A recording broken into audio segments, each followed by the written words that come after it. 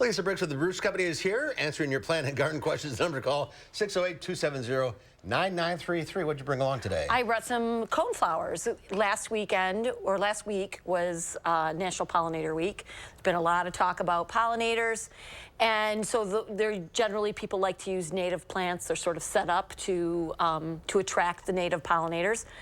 So I thought I'd talk a little bit about nativars, which are cultivars of natives. And so what you want to be careful with is you want to make sure that the form of the plant or of the flower is similar to the form of the native. So there are a lot of coneflowers that are double and really shaggy.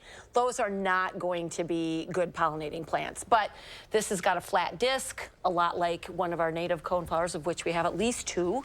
And so although they might not be as nutritious as the native, this is still going to give you some benefit for your pollinators. Help out the pollinators. Absolutely. Do some great work. All right, let's go to the phones. We'll start with Dorothy from Madison. Hi, Dorothy. What's your question? Hi, I have some boxwood bushes that are getting kind of overgrown. I'm wondering what's the best time of year to trim those back?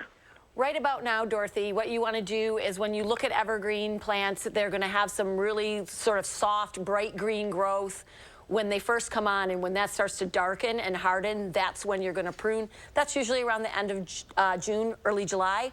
Just don't pierce the green layer. So don't go, don't take them so far back that you get into just where it's bare on the inside, because with most evergreens, that is not going to rebud. So you can give them a trim right now. Now's a great time. Okay, great. Let's go to Diane in Mount Horeb. Hi, Diane. Hi. Hi, what's your question? I have peonies, and they've just turned terrible looking. And I'm wondering if I can trim them back yet. So with peonies, what you want to do is take out the flowers, of course, as soon as they're done, and not have them waste energy going to seed. So just cut the flower stems back. What we might be seeing on peonies this year, even though it's really dry, it's also been kind of humid, so we've been seeing a lot of powdery mildew.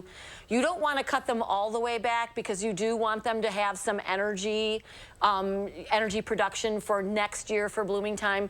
If you've got some branches that are really bad, maybe they've got black stops, black on the stems or something, you can take those back. But parts of the plant that look healthy, you should definitely leave. And if you've got fungal issues, then I would go ahead and treat for those. Okay. Let's go to Cheryl now in Janesville. Hi, Cheryl. Hi, I got a lilac tree that it's bloomed, but last year and even this year I didn't get as many on them. Okay. Should I cut all the lilacs off? Well, after they're bloomed? It does help a little bit, but if you notice, there are a lot of those lilac trees on boulevards and used as street trees, and nobody's really pruning those flowers off. What I would do, Cheryl, is be careful that you are not fertilizing your tree or fertilizing the lawn. Lilacs do respond to fertilization, a lot of extra nitrogen, by doing a lot of green growth at the expense of flowers. So I would definitely, if you do a lot of lawn fertilizing, maybe keep that away from the root zone of the lilac. Also, you want to make sure that it has full sun. That will help boost your flower production for next year. Okay, one more call. Randy from Madison. Hi, Randy. Hi there. How are you doing this afternoon? Good. What's your question?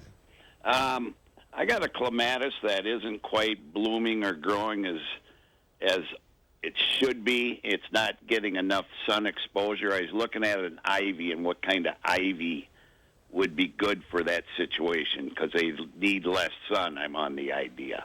They do need less sun, although ivy is not a twining vine like a clematis. It is a sticking vine, so it needs quite a heavy structure to hold it. I would maybe look at another clematis called autumn clematis. It has a white flower at the end of the summer, and it's a little better able to handle less sun, or honeysuckle vine will also work. All right.